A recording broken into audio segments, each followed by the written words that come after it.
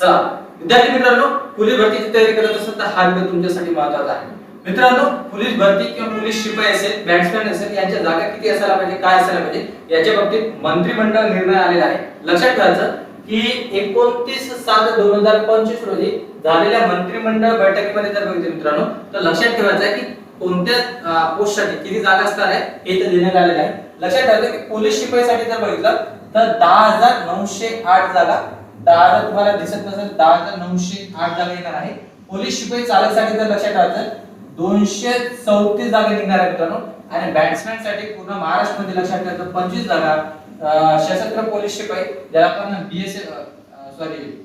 SRPF म्हणत असो 2,300 कार्य 93 जागा येणार आहे. आणि कारागृह शिपाईसाठी जर बघितलं 500 किती मित्रांनो, तर 54 जागा. एकूण जागा जर बघितलं तर लक्षात ठेवायचं आहे की 14,100. लक्षात ठेवायचं की 14 जागा